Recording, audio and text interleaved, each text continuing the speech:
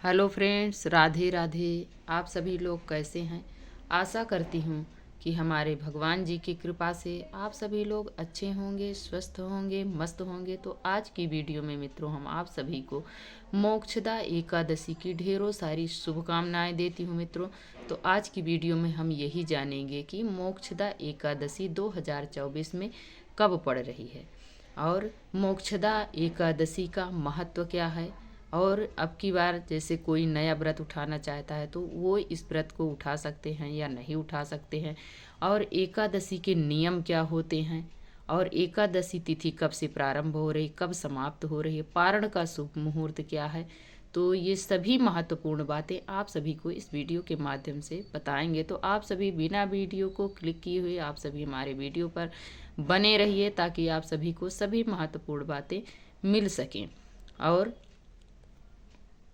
Video ज़रूर अंत तक आप सभी देखें, तभी आपको सभी जानकारी मिल पाएगी। तो यदि आप सभी हमारे चैनल को अभी तक लाइक सब्सक्राइब नहीं किया है मित्रों, तो जल्द से जल्द आप लाइक करें और सब्सक्राइब करें, बेल आइकन को प्रेस कर दें ताकि हमारे आने वाले वीडियो का नोटिफिकेशन आप सभी तक सबसे पहले पहुंचे। तो चलिए वीडियो को शुरू करते हैं।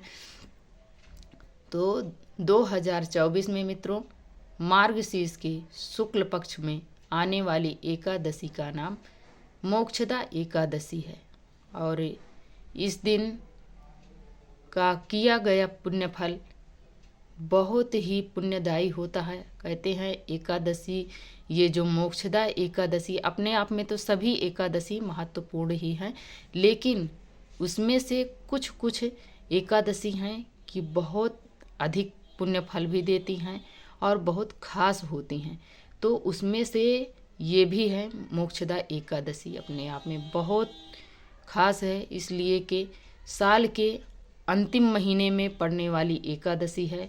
और इस एकादशी मोक्षदा एकादशी के दिन महाभारत का युद्ध भी प्रारंभ हुआ था, और इस दिन भगवान श्री कृष्ण अर्जुन को गीता का उपदेश दिया था।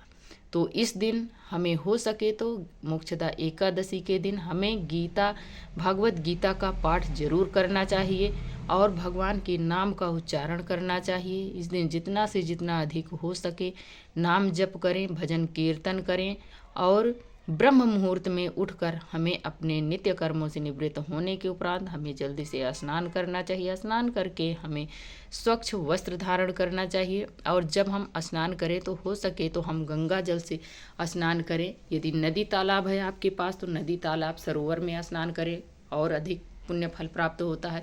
यदि नहीं है तो आप थोड़ा सा गंगा जल ले आकर, आप कहीं से भी ले आकर रखे रहिए घर में, और जिस जल से हम स्नान कर रहे हैं उस जल में गंगा जल मिश्रित जल से हम स्नान करें। स्नान करने के उपरांत फिर हम स्वच्छ वस्त्र धारण करें, और हो सके तो हम पीला वस्त्र धारण करें। धारण करने के बाद अपने घर के मंदिर में थोड़ा सा पुष्प और कुछ पैसे हाथ में लेकर हम अपने व्रत का संकल्प लें, और जिस कामना से हम इस व्रत को करने जा रहे हैं उस कामना को हमें व्रत का संकल्प लेते समय बोलना चाहिए, नाम गोत्र बोलना चाहिए, स्थान बोलना चाहिए। बोलकर फिर हम उस पुष्प को भगवान जी के चरणों में छोड़ दें।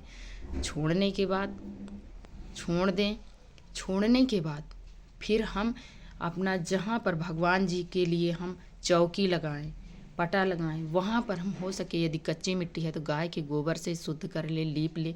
नहीं है तो थोड़ा सा गंगा जल डालकर हम अच्छे से वहाँ पर क्लीन कर लें, शुद्ध कर लें। फिर उसके ऊपर आप पटा लगाना चाहते पटा रखकर उस पर पीले रंग का वस्त्र बिछाएं, या ज़मीन पर बिछाना है तो आप पीले रंग का वस्त्र बिछाएं। बिछाने के बाद पुष्प का आसन देते हुए भाव से हम भगवान जी को स्थापित करें। यदि आपके पास लड्डू गोपाल हैं तो हमें नियम लेना चाहिए कि हम जैसे अमावस्या हो गई, पूर्णिमा हो गई, एकादशी हो गई, तो इस दिन हमें भगवान जी को पंचामृत से स्नान करवाना चाहिए। बाकी दिन आप चाहे सादे जल से या गंगा जल से, जो भी आपसे बन पड़े, समय मिले उस प्रकार से आप कर सकते हैं। लेकिन हमें एकादशी के दिन, पूर्णिमा के दिन, अमावस्या के दिन भगवान जी को पंचामृत से जरूर स्नान करवाना चाहिए। तो देख सकते हैं हमारे पास, आप सभी को हम अगली वीडियो में बताएंगे कि हमारे पास कैसे लड्डू गोपाल चल कर आए। बहुत चमत्कार हुआ है मेरे साथ, तो हम आपको अगली वीडियो ज़रूर देंगे। तो हमें ज़रूर स्नान करवाना चाहिए। करवाने के बाद हमें उन्हें अच्छे से पोंछ कर इत्र से मसाज करें और उन्हें वस्त्र धारण करें और उन्हें सुंदर सुंदर ज्वेलरी पहनाएं। पहनाने के बाद उन्हें मुकुट धारण करें, फिर मोर पंख लगाएं, बांसुरी दें, भगवान जी को अच्छे से भाव से अच्छे से उन्हें उनका श्रृंगार करें। करने के बाद फिर हम अपने मंदिर में उन्हें विराजमान करें।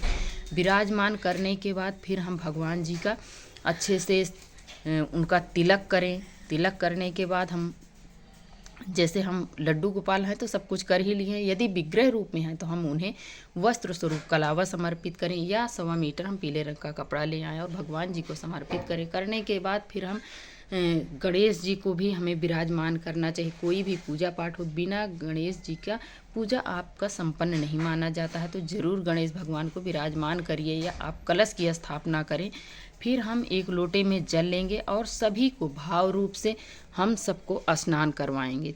3 बार वार देंगे। वारने के बाद फिर हम दीपक प्रज्वलित करेंगे। इसलिए कोई पूजा पाठ हो हमें अग्निदेव का आवाहन करना पड़ता है, तभी हमारी पूजा संपन्न होती है। जब तक हम किसी को आवाहन नहीं करते हैं तब तक हमारी पूजा पूर्ण रूप से संपन्न नहीं मानी जाती है। तब हम दीपक प्रज्वलित करेंगे और हाथ में पुष्प लेकर हम अग्निदेव का आवाहन करेंगे।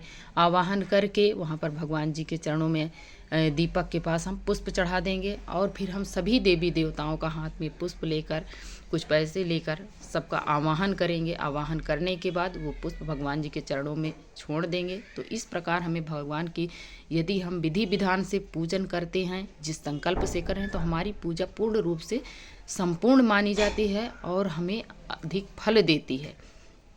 इस प्रकार से करेंगे। करने के बाद सभी को तिलक करेंगे। फिर उसके बाद सबको पुष्प समर्पित करेंगे। पुष्प समर्पित करने के बाद सबको फिर हम अच्छे से भोग लगाएंगे। जो भी हमारे पास है वो चीज़ हम भगवान जी को भोग में समर्पित करें।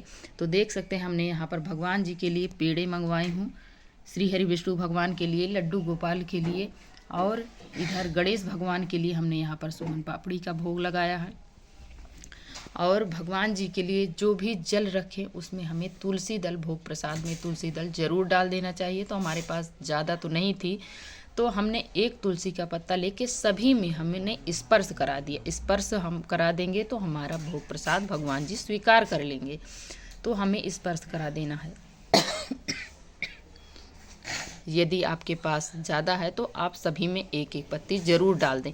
और एकादशी के दिन हमें श्री हरि विष्णु भगवान का जब पूजन करें तो तुलसी दल हमें ज़रूर चढ़ाना चाहिए और तुलसी दल एक दिन पहले ही हमें तोड़ लेना चाहिए। एकादशी के दिन हमें नहीं छूना चाहिए। तुलसी माता भी विष्णु भगवान का व्रत रखती हैं तो हमें तुलसी माता को नहीं स्पर्श करना चाहिए। उस दिन हमें नहीं छूना चाहिए, न जल चढ़ाना चाहिए।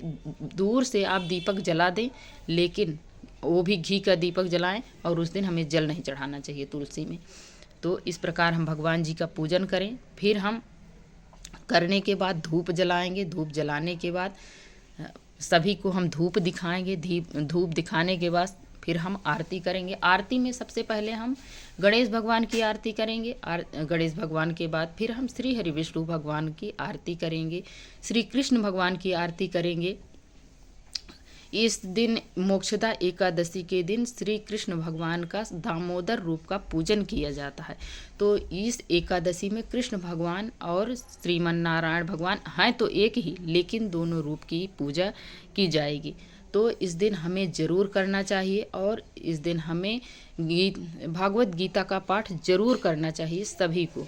और जितने व्रत होते हैं सबसे अधिक महत्वपूर्ण व्रत एकादशी का होता है। तो हमें सभी सनातनियों को ज़रूर करना चाहिए एकादशी का व्रत और नियम धर्म से हमें करना चाहिए। जो कि एकादशी का व्रत जो होता है त्रयोदशी का होता है, 3 दिवसीय होता है। तो हमें इसका जो व्रत होता है 10वीं तिथि से प्रारंभ हो जाता है। तो एक दिन पहले ही हमें घर की साफ़ सफाई वगैरह अपना अच्छे से कर लेना चाहिए। किचन की, मंदिर की हमें सफाई कर लेना चाहिए और अपने बाल वगैरह एक दिन पहले ही धुल लेने चाहिए। इसलिए कि एकादशी के दिन हमें साबुन शैम्पू नहीं छूना चाहिए। तो एक दिन पहले हम ये सब कर लें और एक दिन पहले ही 10वीं तिथि से हमें लहसुन, प्याज और बैगन, गाजर, मूली, मसूर की दाल, ये सब चीज़ें हमें नहीं खानी चाहिए। ये होता है एकादशी का नियम। एकादशी का नियम यदि हम रख कर व्रत रखते हैं तो हमें पूर्ण फल प्राप्त होता है, तो हमें ज़रूर करना चाहिए। और एकादशी तिथि प्रारंभ हो रही है मित्रों 11 तारीख को 2024 में।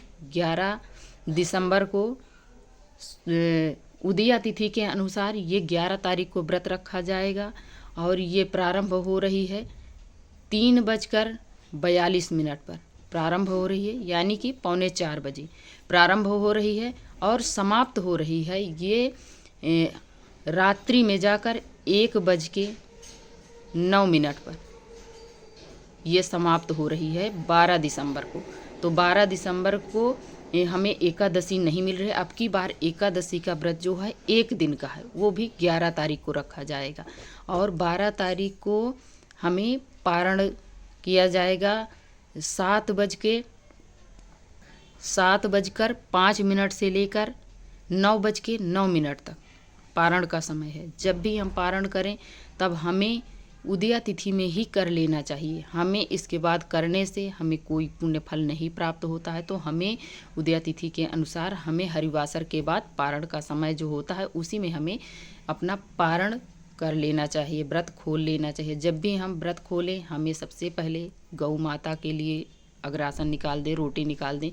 यदि कन्या है तो उन्हें भोजन कराएं, यदि कन्या भी नहीं है तो हमें ब्राह्मण को आप चाहे तो भोजन करा लें बुलाकर, नहीं तो आप उनके लिए सीधा जरूर निकाल दें। निकालने के बाद ही आप पारण करें ताकि हमें पूर्ण फल प्राप्त हो। और इस एकादशी में हमें गुड़ और मूंगफली का जरूर हमें दान करना चाहिए।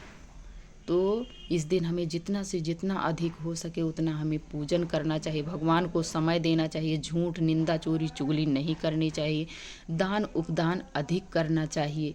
ये हमें कई गुना बढ़कर पुण्य फल देती है। और एकादशी के दिन एकादशी की कथा हमें ज़रूर से ज़रूर सुननी चाहिए। कहते हैं कि व्रत करें या ना करें, यदि आप एकादशी का कथा सुनते हैं तो आपको वाजपेयी जैसे यज्ञ का पुण्य फल मिलता है, उस प्रकार से आपको पुण्य फल प्राप्त होगा। तो हमें ज़रूर करना चाहिए और एकादशी का नियम हमें ज़रूर फॉलो करना चाहिए। तो ये हो गई एकादशी की व्रत, तो इस दिन हमें ज़रूर सभी को करना है। और आज की वीडियो मित्रों यहीं तक है। यदि आप सभी को थोड़ी भी अच्छी लगे तो हमें लाइक सब्सक्राइब करना ना भूलें और प्यारा सा कमेंट लिखकर हमें ज़रूर बताएं कि ये वीडियो आप सभी को कैसी लगी। और वीडियो देखने के लिए आप सभी को बहुत बहुत धन्यवाद मित्रों। राधे राधे। जय श्री कृष्णा, जय श्रीमन्नारायण।